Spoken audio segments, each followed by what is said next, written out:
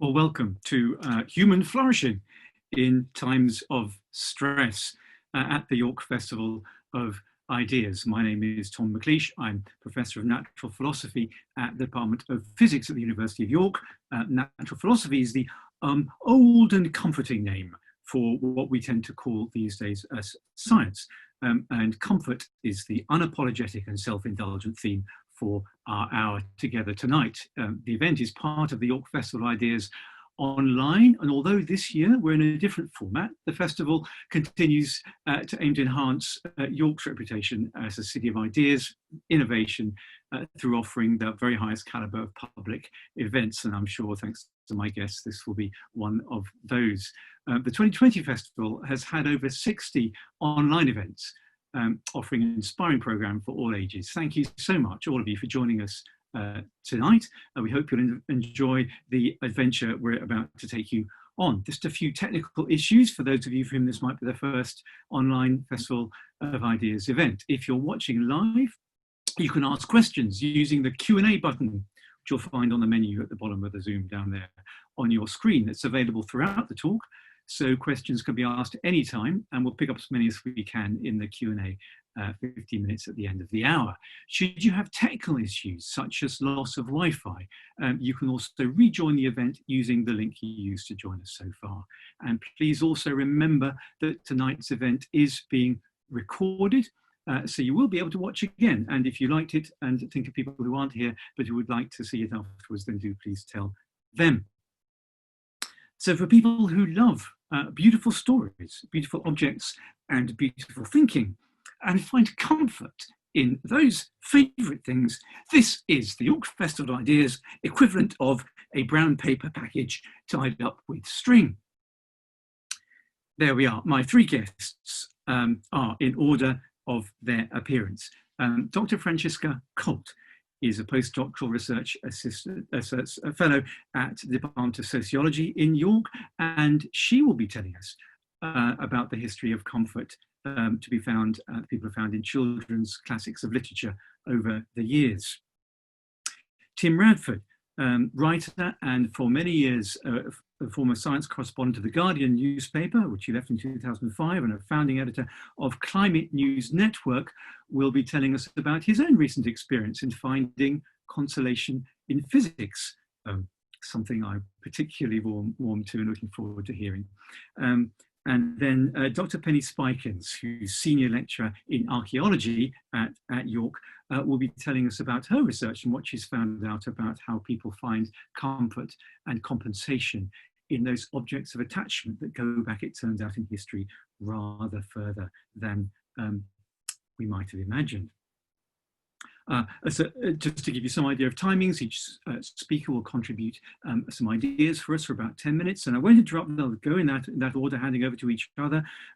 Then for a little while, when Penny's finished, those of us on the panel will have a little discussion together, as it were, on virtual comfy chairs on the stage, and then come about 6:45, I'm hoping we'll be able to tackle some of the questions from our audience, which I see is filling up as we go.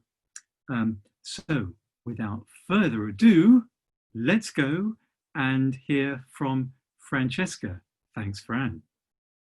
Hello, and I hope you can all hear me. So welcome everybody.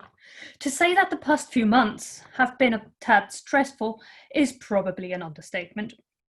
When all of this kicked off, I was frankly not quite sure what to do. So I did the thing that I knew would help, and I picked up a book. This book.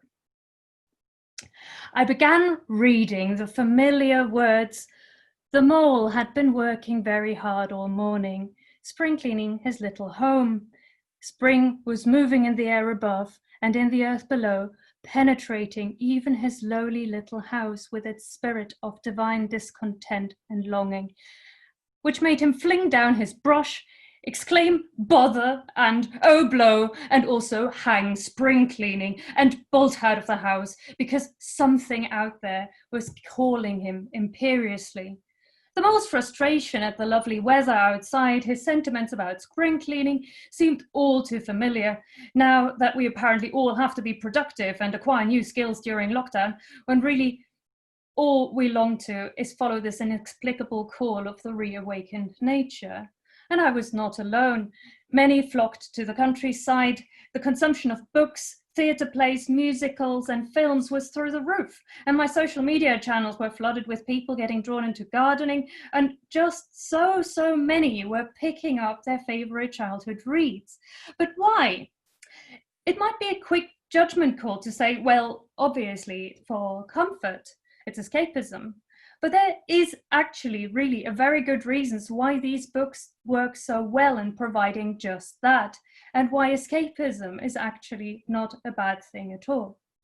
Despite the nostalgic notion that children's literature is an escape to a place where all is well, where many of those children's classics were actually written for and during times of intense stress, anxiety, insecurity, and personal grief. Take The Wind in the Willows, which was written as bedtime stories for Kenneth Graham's son Alistair to cheer up a child born blind in one eye, partially sighted, a bit like the mole, who suffered from extremely ill health until he took his own life, aged 19. The story of Peter Pan is familiar, and also that of Roald Dahl, who began writing Charlie and the Chocolate Factory for one ailing child and finished it to bury another. Other famous children's stories emerged from situations of universal grief. The Chronicles of Narnia, which begins with the arrival of the Pevensey children at an old professor's house, was based on the true story that C.S. Lewis accommodated in his house children that sheltered from the Blitz. Even the story of Paddington Bear has its origins in war and suffering. Michael Bond was inspired to write it by the children brought to Britain on the Kindertransport to escape prosecution and death in Nazi Germany. And Victorian classics, such as The Water Babies or Alice in Wonderland, originate in their authors' struggles with the upheaval of several cholera epidemics and their impact on society, science, and theology. But how do these books manage so successfully to take us out of these dark places? Christopher Robin Milne, son of playwright A.A. Milne of Winnie the Pooh fame, said it was because The Wind in the Willows was, in a way, two books: the adventures, those chapters that explore human emotions. His mother, he recalls, was drawn to the second group, of which The Piper at the Gates of Dawn was her favourite. Read to me again and again, with always towards the end the catch in the voice and the long pause to find a handkerchief to blow her nose. And that's why these stories give space for the acknowledgement of our own emotion, through which they let us access something much greater, as Mrs. Milne's favourite chapter shows. Mole and Ratty embark on another adventure to rescue baby Otter, who's missing in the fierce current of a river, but instead encounter the god Pan at the very edge of life itself, which we feel so keenly in the face of a global pandemic. The symbolism could not be more striking when they stop on an island in the middle of the river and the otherwise so boisterous Ratty is suddenly changed, recognizing it as a place from his dream. And the mole felt a great awe fall upon him, an awe that turned his muscles into water, bowed his head, and rooted his feet in the ground. It was no panic terror. Indeed, he felt wonderfully at peace and happy, but it was an awe that smote him and held him, and without seeing. Rat, he found his breath to whisper, shaking. Are you afraid? Afraid, murmured the rat, his eyes shining with unutterable love. Afraid of him, oh, never, never, and yet more. I am afraid. The vision suddenly disperses. Little Otter is found. Rat shakes off the experience, but Mole is dumbfounded, as one wakens suddenly from a beautiful dream to bitterly accept, he thinks, the hard, cold waking and all its penalties. But it is here, in the recognition of his own feelings and needs in the face of nature, his own nature, his journey changes, and he slowly realizes what matters to him, and what he longs for is his dulce domum, the return to a space to which he belongs. Mole's journey is not one to throw the ring into Mount Doom or defeat an enemy or one of self-optimization, but it is one in which he becomes himself, more himself, as wonderful as that is scary. And these children's stories allow us to unfold pent-up emotions, examine them, but also through them our connectedness to the magnitude of the world around us, despite of our own infinitesimal smallness within us.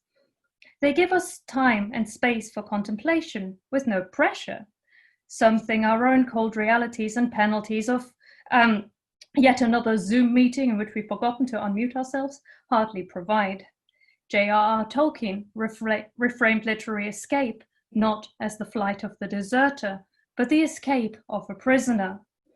The psychological processes we live through are essential to our being human when we read those stories. When I wrote my PhD on children's literature and the fantastic, it was to overcome such, unfortunately still overcoming those negative assertions of escapism, that it encouraged daydreaming, which is a waste of time when, you could be serious, solve real world problems and contribute to the economy. Modern interdisciplinary approaches to storytelling, however, prove you with science that these stories don't, in fact, run away from reality, but by being our guide on that journey, develop in us the emotional furnishing, the rebalanced mind necessary to face any challenges in real life. And they achieve that because they also don't pressure us. So we often, if at all, only realize their value with hindsight, especially when the journey we find ourselves on outside the book is sad, dark, and seemingly never-ending. The Scottish children's author George MacDonald captures the essence of that when he says of one of his own heroines mid-journey, "She was rather melancholy, but she hoped as much as she could, and when she could not hope, she did not stand still, but walked on in the dark. I think when the sun rises upon them, some people will be astonished to find how far they got in the dark." These stories have the power to inspire hope and the courage to embark on a journey of overcoming, upon which they support us to the ever-shifting destination of hindsight, where others still dwell in the cold, dark reality of the present. Not all those who wander are lost, even though they may not realize it at the time. The public narratives of our current crisis, however, are all framed as warfare and defeating the virus. They pressure us into performing, but also bring battle fatigue. Journeys allow us for breaks, for diversions, encourage contemplation, and working with the environment in which we find ourselves to find a better way through it. Surely a skill truly valuable in facing all those challenges that await beyond the coronavirus. They turn us once again into children. And that is not a bad thing. To explore, to wonder, to learn, to understand, to become true to ourselves is a common theme of children's tales. And just maybe we hold children to a higher standard here than ourselves. Lewis Carroll intended Alice's Adventures in Wonderland as a cathartic journey to aid adults regain the loving heart of childhood. This is not a waste of time. It's essential maintenance. Literature is not by coincidence full of journey narratives. Ursula Le Guin said, "If we value freedom of mind and soul, it's our plain duty to escape and to take as many people with us as we can." So don't rewatch Contagion and close that tab with the top 10 things that make you more productive in lockdown, but pick up that children's classic with no guilt. Feel the joy of the birdsong. Watch those seeds grow on the windowsill. Wonder and wonder. You're not lost, and we all will be astonished that when the sun rises, how far we have come in the dark. And speaking of sun and physics and solar systems, I will thus hand over to Tim. Thank you very much, Fran. We are all in some way confined all the time. We're stuck in the present.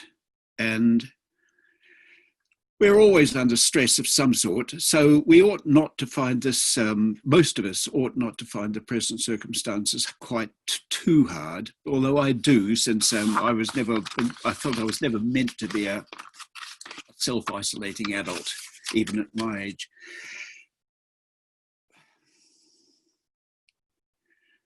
Where do we go when we try to escape? Well, sometimes we go to the past, and I'm a great believer in jumping into the past, because you can actually converse with people who have been through what you think you might be going through. You can begin to understand, if you find the right person to converse with, you could think you can understand what kind of people they were and what kind of problems they confronted. And my favourites have always been Samuel Pepys and John Evelyn, and even the repulsive James Boswell and Byron.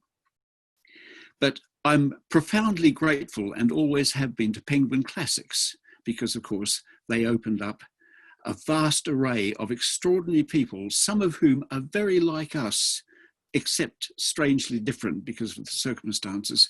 And one of these is a man called Anicius Boethius, who wrote in the early 6th century in Ravenna, actually, in the early 6th century, a book called The Consolation of Philosophy. And he wrote it under very strange circumstances. He had been a senior civil servant in the Italian kingdom of the time, but he somehow got on the wrong side of Theodoric the Ostrogoth. And when you hear how he died, you realize that it's a very serious mistake ever to get on the wrong side of an Ostrogoth. And while he was imprisoned, awaiting this miserable end, he wrote this quite extraordinary book, which has been admired for at least 1400 years, and I think will go on being admired. It's a rewarding read if you take it slowly. In it, he opened up the past in ways that made us understand that bygone people saw the world. They didn't see it the way we see it, but they saw it all the same. They saw it clearly, and they had a firm idea of what things were. And Boethius is a good example to start with. St. Augustine is another one. Dante is another. But I will stick with the Consolations of Philosophy because I stole his title for my book. And that takes us to an escape into the future. I have had the extraordinary good fortune to be a reporter since 1957, which happened to be the launch of Sputnik 1 and the start of the space race. And I've been fascinated by physics ever since. And I've been fascinated even more by the simple generosity and forthrightness and eagerness to simply find something out that characterizes not your individual physicist, but the physicists and astronomers as a group. They are doing it for nothing. And sometimes what they find is nothing. Indeed, it's quite hard to explain what the Higgs boson is, but we built a £7 billion machine to find it. And we have it, and yet in a strange way we don't. But I'm not going to talk about that. I want to talk about my favorite exemplar of scientific research. And this was a spacecraft called Voyager, which was launched in 1977. And I've been following it for 43 years. That is more than half my life. And in the course of Voyager's journey, other scientific researchers have opened up this extraordinary universe for us in which we can see somehow, dimly if we don't have the mathematics and the physics, but we can see all the same, a glimmer of the architecture of the universe itself and a kind of construction timetable that tells you how creation happened. There are all sorts of uncertainties and all sorts of doubts and all sorts of puzzles. And there are things that don't quite make sense and things that really don't make sense, but none of that matters. What you are left with all the same, founded on good, solid logic, is a firm picture that my father, for instance, could never have enjoyed because it wasn't available to him. In fact, it wasn't available to me until 1965 or 66, which is around about the time my children were born. So I've, as an active reporter, much of it covering science, I've been able to watch this amazing revolution happen over the last 40 years or so, in which people have actually put together the story of creation incompletely. I keep saying that. And why do I enjoy it? Well, I enjoy it for its beauty. I enjoy it for its the way it addresses the questions that were once the preserve of religion. Where do we come from? Where are we going? Why are we here anyway? Is there a purpose to all this? They don't answer the questions. Sometimes they just put up bigger questions, but we feel on reading the most literate of the physicists that we are beginning to understand a lot more about creation and a lot more about what we don't know about creation. Of course, what we don't know is immense. It's actually, what we don't know is about 96% of the universe, but I won't go into that now because we don't really have all that much time.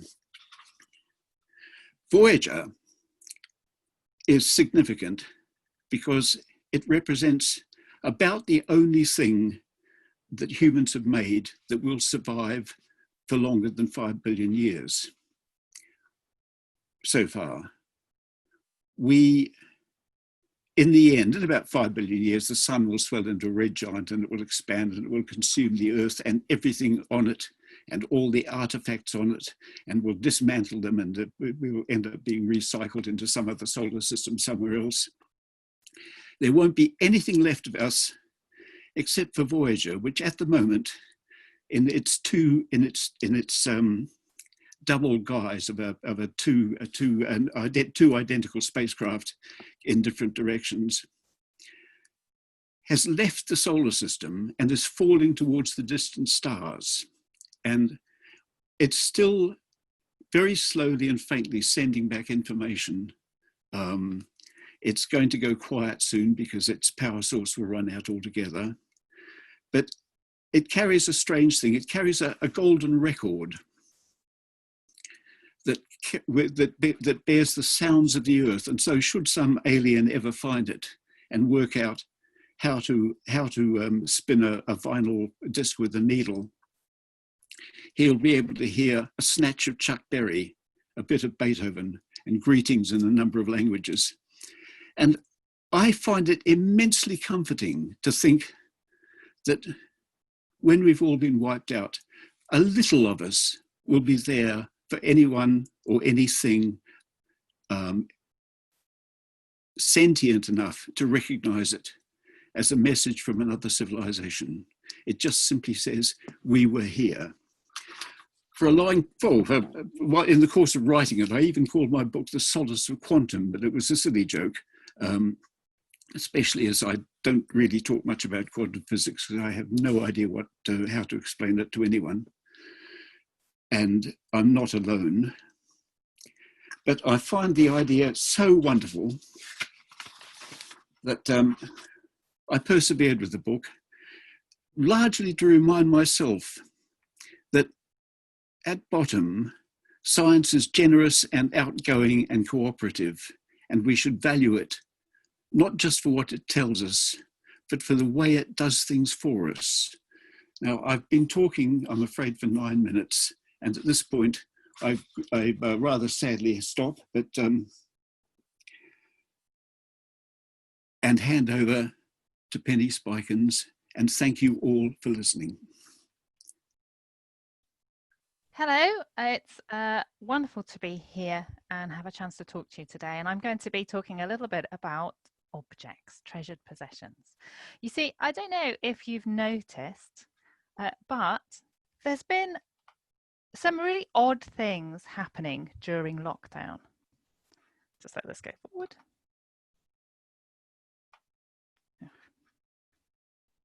My screen should be going forward. Hang on, there we go. Perfect.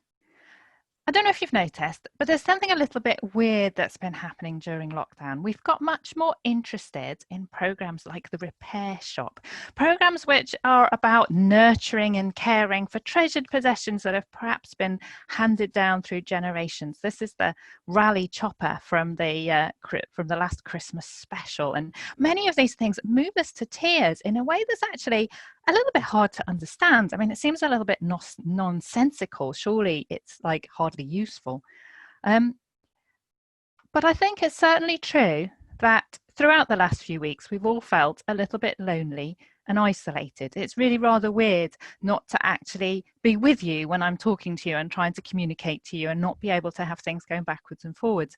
And at the same time, we've got a little bit more attached to some of the cherished possessions around us.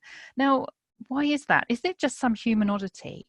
Or might it actually be some kind of useful adaptation? Have we been made this way? I'd like to explore the idea today that as much as we've evolved to be social and close to our loved ones, and all of that is true, we've also adapted in some really unusual and rather peculiarly human ways to the challenges of being apart. And those adaptations give us some hope for how we might cope with these situations. You see, we've had a long evolutionary history of having to cope with unusual separations that don't affect other animals.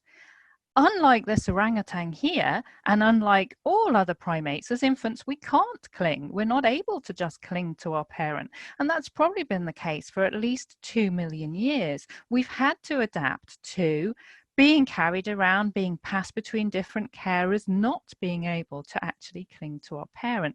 And that's not the only thing we've had to adapt to. We're also unusually mobile. So movements between different groups of early humans become hugely frequent, but at least as far back as 50,000 years ago. And we know that from the way that raw materials are moving around. A rather wonderful example comes from this drawing of a seal, which was found in a site which would have been 1,000 kilometers from the contemporary coast around 12,000 years ago in Europe. And that just tells us, it's just one of the examples that tells us of people physically traveling huge distances away from the people they knew and loved. So you've probably heard people have talked about how we always used to live in these little groups that, like, were very inward looking. It might have been true for a while, but certainly after at least 50,000 years ago, there's a tremendous amount of movement to adapt to. So we've had to cope with being separated. And what might we have managed to do to make that a little easier? Well, I think the first and most obvious thing is the way in which we become incredibly attached to animals around us, and particularly our pets. Now, in a way, that's the most obvious way. We're all mammals and we crave affection, and some other mammals around us can actually provide that for us. And I think it's no coincidence that once we start to see this mobility, we also see evidence for dogs becoming incredibly important. We see burials of dogs. There's dogs which are cared for. On the bottom picture, there's a dog which had canine distemper, looked after for a couple of months from around 12,000 years ago before it died. So we've got this really close connection to animals. That's not so surprising, although I absolutely love all those questions about wolf domestication. But there's something much weirder that we do. This chimpanzee is not really fussed about this teddy bear. If that chimpanzee is feeling remotely lonely, the teddy bear is not helping at all to this situation. But most of us, when we were children, will have had many personified objects. And this is a wonderful example from 1900 of a little girl using her imagination, as we've heard about earlier. And she's got several toys. One of them's obviously ill. Some of them are having a tea party. This little girl is not alone. She's connected to a multitude of companions that are all created by her own imagination. In fact, most of us will have had personified objects as children, and half of us will have had imaginary beings. And they all actually work. They perform a function to make us feel comforted and connected. The chimp in the room is no less lonely, but this child is not feeling lonely and unconnected. And this is something that my research student Taryn and I have been working on, and also appears in a couple of these volumes here. Now, what I'd like to do is show you a couple of examples of the power of some objects to help us feel connected. So what have we got here? This looks like it's just a stone, doesn't it? Surely this is nothing of any particular importance. But actually, and this is something I've been allowed to use for teaching, this object, this artifact, is 60,000 years old. It was made by a Neanderthal. So it's a scraper from a site in France that was unstratified. This is something amazing because when I hold this artifact, it's not just a stone. It tells me of something about the enormity of human existence that we've also heard about before when we start to think about physics, you know, that sense of belonging to something larger. And by seeing and holding this, I feel myself not just as an individual, but part of this huge spread of human existence that's gone on for a long time and will continue beyond me. And in a way, much like the physics, I find this tremendously comforting.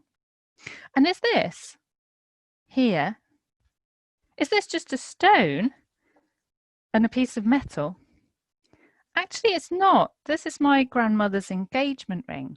So actually, it makes me slightly teary when I do this. Just by holding it, I'm feeling a little bit more connected to her. It's almost as if I'm no longer just alone in my room. I'm connected in some way to these people who meant a lot to me, who cared about me and looked after me. And I'm connected and comforted by that. And that, I think, is something really quite remarkable, because unlike any other animals, we're able to use this kind of our ability to attach to objects to make us connect to things. Things can be not just a stone, but our imagination and our connection to other people connects us outside of that. And I'm going to suggest something quite radical, actually, which might upset some people. So see what you think about this. We have an archaeological record full of what we call portable art objects. So starting from 3 million years ago, we have the first kind of objects. So we have like some of the earliest pebbles. This is carried around. It's not actually made by a person, but it looks human-like, and it's been carried around from about 3 million years ago. From hundreds of thousands of years ago, small objects have been carried around that appear human-like, and these have been amended to make it look more like a human. And then in the Upper Paleolithic, when we've got a lot of mobility, we see these small portable art objects. Now, these are always interpreted as art or demonstrations of skill. I'm going to suggest to you that actually there might be something else. They might be something much more related to comfort, consolation, and means of adapting to a loss of connection when we're forced to be separate from each other. So thank you for that. I hope I've given you a few things to think about, and many of the things, the journey that I've taken you on, that also connects with some of the other talks we've been seeing. And I will pass back over to Tom. Penny, thank you very much indeed. Well, we no longer, at least those of us who've been talking so far, need to be forcibly separated from each other. We can invite ourselves, at least virtually, back onto the comfy chairs which we have arranged at the front of the virtual presentation room. For this, thank you all very much indeed. That was very rich, and much of it I wasn't expecting. You think this is scripted, folks? No, not really. That was wonderful. I wanted to just bounce around before we go to audience QA, which is building up. Do file your questions and answers, by the way, everybody. At this point, we've got some very rich questions, which we'll turn to very, very shortly. There's a theme which I wondered is emerging for us, as well as the suggestion that Penny made about so replacing comfort. I've been dipping into Tim's book, which he didn't push along, Consolation of Physics. Here we go. And at one point, Tim writes this: it's a cheerful demonstration, Tim, you say, of the narrowing gap between fairy tale fun and scientific observation. So I thought of Fran, it wasn't quite fairy tales, but that in 2012, exoplanet hunters at Yale University identified a planet. It's about 50,000 years distant, much bigger than the Earth. The point about it is it's composed mainly of diamond and graphite, and Forbes magazine set out to value the planet at about $30 nonillion. That's a figure with zeros after it, because of what it's made for. When we get there. Now, a bit of jocular fun, but I wondered whether it made me think of your Voyager approach. And is it a question of other worlds? I'm thinking, yeah, when we read Wind of the Willows, when we read as well, is it that is it the idea of escaping to a parallel world in which situations are different, we find comfort? Is it for Tim, for you, escaping with Voyager to these different worlds in your imagination?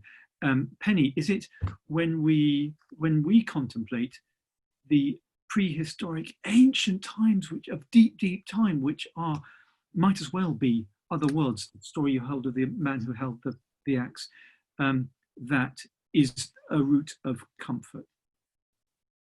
Who would you like to start? Why don't you kick off there, because I misquoted you. I mean, the attraction of Voyager for me is simply that it's so distant and so lonely. I actually feel sorry for it because it's in a place that's unspeakably cold. I don't know how you get to, I don't know what near absolute zero would feel like, but I can't imagine any of us being able to last for more than 2 seconds.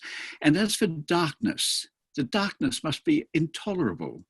Its power source is extraordinarily weak now, and it was never very. It's a poignant thing now. A data collection system is a pair of tape recorders, endlessly spooling backwards and forwards, unable to record more than 64K. I forget the actual figure, but it's ridiculously small now, and it wouldn't accommodate Zoom, let me tell you. That's one part of it. The second part of the attraction is that all physics, in the end, deals with impossible numbers. We talk about the observable universe. I have learned always to call it the observable universe because we have no idea whether it's infinite or whether it suddenly turns into vapor rub and makes us move very slowly at the boundary. We're probably never going to find out a lot of things about the universe, but we certainly find out about numbers. And the oddest number, just to do it very quickly, is a sentence I saw in Scientific American a couple of years ago that simply said, physicists are worried about string theory because it makes too many universes. And the number of possible universes is, they say, 10 to the power 500. For those who don't think in these terms, that's a digit with 500 zeros after it. That's an impossible number. For comparison, the number of atoms in the universe is about 10 to the power 80. Now, the question is not, is that number real? The question is, how would you know that was too many? I mean, what meaning can you attach to the words too many when if you said, no, it's only half that, you'd still write it as 10 to the 500. If you said, no, it's a billionth of that, just a billionth, you'd call that 10 to the 490, which is effectively 10 to the 500 as far as I'm concerned. It's just an impossible, unimaginable number. And physics in particular supplies these pleasures all the time. Well, so supplying. So I guess the question which is in my mind for, and perhaps Penny might pick this up, is the question of how we find comfort in this extraordinary strangeness. I mean, to live on a riverbank with moles and rats is almost as strange as sailing by a planet made of diamond. I think it's more than strangeness, though. For me, it's about people. It's about other people. I mean, the thing about Voyager, it's made by people. That's why it makes it different from anything else that's out there. That's why it's different. It's made by us, so it connects to us. And when we look at it, we can see how it's made. And it was made, and we're connected to that time when it was made, which was absolutely fantastic, as you were saying, Tim, about what we could do at the time it was made. And the thing about Wind in the Willows is, Ratty's not really a rat. He's a person sort of rat. And, it's these are people in these stories. I know they're animals, but they're actually far more people than they are animals. So this is a world of social connection for me. It's like how we become, when we're immersed in a book and we're using our imagination, we're not alone. we're connected to people. And when we touch objects that other people have created and made, we're not alone either. And even that idea, the Voyager goes out and means that, you know, past our solar system, we're still not alone. There's still Voyager out past our solar system. That's tremendously comforting, I think. And I think that Penny raises a really good point here, and that point is the question of anthropomorphism and the maybe also of anthropocentrism, because the stories written about the universe are, you know, older than Voyager by far. And if you look at stories like Kepler's Somnium, which is in a way a physical or scientific text, but also a voyage to space, but in the end, much like H.G. Wells's First Men in the Moon, a story about ourselves and about reflection. And I think in all of those strange worlds, whether it's the riverbank, whether it's Mars, whether it's the moon, in a way, we go to other worlds, we create these other worlds in many cases to find ourselves, to better find ourselves, to better connect with ourselves and ourselves as a species. And that's, I think, where the line runs dangerously blurred between anthropomorphism and anthropocentrism, because in a way a lot of these stories try to sort of defocus ourselves, because I think there's a lot of pressure on invention and science. And I thought it was really interesting, Tim, that you said, you know, this realm formerly inhabited by religion, now occupied by science. And, you know, I think this is really rather interesting because, and I might have slightly lost my plot here, but yeah, we travel into these worlds to rethink our place within them. And that's a challenge of also overcoming the anthropocentrism, because if we put too much pressure on ourselves, on science and problem solving, we end up in a state where we're blocked. We're like, we can't answer all of these questions. And that becomes a troubling issue in itself. But those stories can help us then refocus and say, well, we're part of something much bigger, and maybe we actually have to question where we are right now in order to better connect, not just with ourselves, but everything around us. Well, I think that's lovely, and I think there are actually ways in which we can reformulate this idea, this story of we partition and divide all the time. There's science over here, religion over here, literature over here, and these are arbitrary things. Where there's all these stories of engaging with the universe have always been with us. And I've said hugely grateful to him for writing the Contemplation of Physics, because I've always felt that as Fran, you just said, you elided science with problem solving. Well, that's one thing that science can do, but it's only one. The other thing it can do is to give us contemplative riches, or way of re-engaging with our universe. If that sounds religious, then it's supposed to be, because I think in many ways you can write the story of science as coming from, birthed from the story of religion, which after all is a word that means, you know, binding up, making links again and healing wounds. You maybe think of a next time, well, if there was a remake of 2001, rather than throw a bone, I know what the chimp is going to do.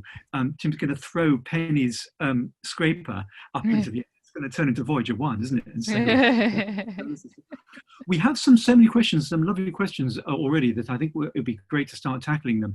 There's a whole set of questions which are kind of pointing at the same thing, which is say thank you everyone for your very personal stories and stories of a time and a place. Are there more general things we can say? Is there advice for the attendants here and for others of what can we learn from these stories for today, and how can we generalize advice on comfort in times of stress? How would you advise people? Yes, I think stories definitely can teach us an awful lot about this, because I think my impression from talking to my own environment, to my friends, to my family, to everybody, there was this huge feeling of overwhelmedness, of we need to do something now. We need to, you know, we're meant to be doing something about this, right? And there was a restlessness. There was we need to solve this. We're overwhelmed. We shouldn't be feeling overwhelmed. Oh, I'm sad. Oh, I shouldn't be feeling sad. I should be doing this. And actually what those stories can tell us is, yes, feel what you're feeling, because what these stories do is they create a different space for us in which we can feel what we feel, and we must confront this. We can't bottle it up, because that's not good for you. It's very important that you feel what you feel and let yourself do that. And if it helps you to pick up a journey, to retrace a journey that you liked in your childhood, I think rereading it will give you a lot of comfort, because we go to these other worlds to find a bit of ourselves, and maybe you will follow it on a journey, and it'll help you through the own emotions that you are feeling. Because I think it's a great mistake to say, oh no, we shouldn't be doing this, we shouldn't be getting on with things, escape is a bad thing, we shouldn't be escaping. No, it's absolutely essential to human function. We sleep, we dream. That's really essential to what we are. We're not wasting time. So you're not wasting time when you're doing this. No guilt. There's an inflection of that question from someone which I perhaps ask Penny to have a go at first, which is that around the imaginary friends, or maybe even the real fluffy friends. That, well, isn't there something? Yeah, we typically grow out of this. Isn't we relate as a child's ability to have imaginary friends or to associate with comforting friends. Don't we grow out of this? Don't we lose this ability as we become adults? That's a brilliant question, actually, because it's something I have been asking. You know, we assume we lose our imaginary friends, but actually most of us have an inner voice. We almost all have an inner voice, and we're not necessarily as aware of it as we might be. But imagine that, you know, you do something wrong, you'll find there'll be an inner voice, you know, that goes, oh, look, you've done that again, don't do it. That's an inner voice that you've picked up from other people around you as you sort of grow to be an adult. And in a way, that's our imaginary friends become inner voices, and our imaginary friends become the people that we find in objects. And cultures very much determine, I think, where our imaginary friends go. And I think we've overlooked this. You know, we've really overlooked the capacity we have within us to find companionship in times of stress. I'm not suggesting that our objects or anything else replaces the people that we love and we want to be connected to. Simply that we have evolved to be able to find ways of making do when we have to. And that's within us. These companions still exist, I think, within us. There's a series of questions about voyaging and Voyager, and that actually connects all three presentations. And I wonder whether there's been a there's all sorts of wonderful amateur, possibly not so amateur archaeologists asking questions, by the way, when it suggests that the objects have to do with migration or family groups traveling. And I wondered whether, do you think objects are actually connected with journeys and that stability in times of journeying change? Yeah, exactly. I think that that's spot on as a question. I think that there's several ways in which we've been challenged. Despite being incredibly social animals, we are also being challenged. That sociality has been challenged at several times. And you know, there's early phases, and there's also, I think, a late, so around 50,000 years ago, stage in which the mobility places a huge challenge. You know, one parent might go away, one sort of companion goes away, and I think those objects are filling a gap, perhaps temporarily, perhaps just for a while, perhaps not perfectly, but that's what I think, that's my interpretation of what's happening with these objects that people start to carry around. Tim, is voyaging comforting or discomforting? I find it immensely comforting. I'm sorry I can't do any more but right now. But I wanted to get back to this question of reality, especially when it applies to characters in literature. The first thing you begin to understand, if you look at how physicists understand time, space, and matter, is that reality is a very strange thing indeed. It isn't actually there when you poke it. We talk about space as if it was nothing, but in fact it's not nothing. We talk about time as though it was a fixed and understandable commodity, and it's a really weird property indeed. And matter itself turns out to be a very strange thing. And you, Tom, know this better than anybody because you've been playing with it all your professional life.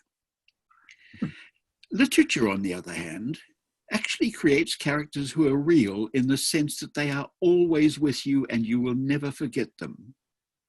You might even forget your own family, but you're not going to forget Ratty or Mole once you've read them. You're not going to forget Sam Pecksniff from Martin Chuzzlewit. You're not going to forget the golden dustman from our mutual friend. All these people establish themselves with a kind of solidity which says, if they're not real, what are they? Of course, they're part of us, and they're part of somebody else's imagination, and they're part of this strange network that we can have with people who've been dead for 200 years, in that we become, our minds become populated by their creations, and they stay with us. This is it. This is, if endurance is quite an important thing, you could prove that David Copperfield endures for the time being. It's not absolutely certain that matter will endure. I leave that one to you. You've been working on this for some time. But this is really interesting, because you say, you know, in a way they stay with us, but in a way they're also different in everybody's imagination. They're different at every single point in time, and yet they somehow become a tool to us. I find Alice in Wonderland a particularly striking example, because the book is written and published in 1865, and so it's been going for a very long time. It's never been out of print. And the thing I find even more fascinating than the book Lewis Carroll wrote himself is its afterlife. It's been permanently in political caricature, through which it's become a tool through which we've understood ourselves. So there's been a wonderful exhibition a few years ago, which showed that since the book came out, there wasn't a single prime minister who hasn't been portrayed as one of the Wonderland characters, at least. And it's really interesting, because those stories, you say, and the characters stay the same. They're always the same, but in a way they are always the same, because they change. They change with who we are. They change with who we are as a people. And therefore, we start to understand ourselves through them. They help us on this journey. And this is what I found so interesting about our journeys, comforting and discomforting, especially with what Penny was talking to. Of course, the journeys you were talking to are about separation, rupture. That's not comforting, but in a way that those journeys carry on. And this is why I like the journey metaphor for life, because that's what happens in our lives individually, but also over large periods of time. And this thing, do we unlearn to imagine? Well, no, because our lives carry on, the journey carry on. We live and learn, we say as a platitude, but we really do. We do really adjust to our circumstances and everything. And this is why I think, you know, perhaps those imaginary friends are with us, even though they're sort of whispering at the back of the head to help us through. Maybe we need to learn to be a bit childlike, though adult, in rediscovering our imaginary friends. There's a difficult question for Penny. I've been saving up for a bit, but we have time. I'd love to ask her about this, which actually spreads into others as well, about idea. How do we know when we find an ancient, particularly very ancient object? How do we know? Is it more beyond conjecture that this might be someone's treasured, comforting object? Is that not something just projected onto it? Oh, it absolutely could be. I'm interested in how our capacity to invest this companionship in objects and find comfort from objects evolved. But I think it's almost impossible with any one thing. In as much as today, if you found, you know, my grandmother's engagement ring, who knows, you'd never know what it meant to me. It would just be a ring. It wouldn't have any meaning to you, and you wouldn't know. So it's very difficult for us to look at any one object and say, oh, this must have been a cherished possession, and this must have been important, or this actually is not comforting in any way. It's more that as time goes on and we see more stresses, we see more of objects being carried around that are small, that are portable, and I think that's to do with comfort. I think one of the questions said as well, is it art as well? Yes, art can be comforting as well, but I think there's something about companionship too. And I wondered, do you think there's a connection between the touching of, say, an object like a ring that you so movingly did performed for us, or shaping an artifact out of a rock, and the sort of engagement with nature that Tim was talking about in science? And I'm wondering, so you rightly said, I'm a scientist, and actually, to be honest, I find some of the most contemplative, heartbeat calming, centering moments are bizarrely when I'm doing physics, when I'm I'm touching, I might be thinking about a molecule or thinking about a system very deeply, and time flies by. And though it's meant, because they don't let me in the lab for good reasons, but I do the math on this stuff. But there's a sort of, and I wonder if you see there's a link between that sort of touching nature objects that we now call science, but other ways of touching nature, like writing about it, like writing about words, like making stone scrapers. Well, it's interesting to say that about physics, because for me, the study of literature and its history, I'm a science historian, is very much similar, because it's a journey to be in touch with what these people were trying to do when they were writing these things. And that came from a very, very deep engagement with the nature around them. And perhaps their writing was for themselves comforting. One questioner has pointed out that many works of literature, Don Quixote, Pilgrim's Progress, Consolation by Boethius, Tim, that you mentioned before, Consolation of Philosophy, was written in captivity, and ask whether those works would have happened if they had not been in isolation or in captivity. That's the kind of question to which there is no possible answer. As we all know this, that you can't. We live in an either-or world. We take a decision and act, and we can't then know what would have happened if we hadn't acted. This is, of course, a problem of politics as well, but we'll leave that aside. We can't really ever be confident about what might have happened had this not come to. In the case of, say, Marco Polo, since he didn't actually write the damn book anyway, I'm jolly glad he was locked away in prison and happened to sit next to another prisoner who started asking him questions, because we would have missed some wonderful stuff. In the case of John Bunyan,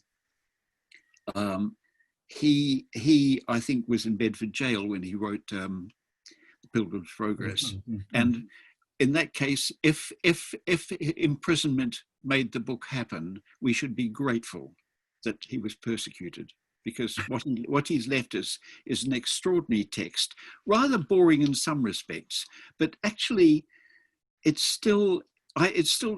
read it as a child and imagined that the Slough of Despond was actually a rather muddy swamp in which you could get stuck. And it stayed with me. Likewise, Doubting Castle and Giant Despair. I think it's an extraordinary book, and I'm grateful for that one in particular.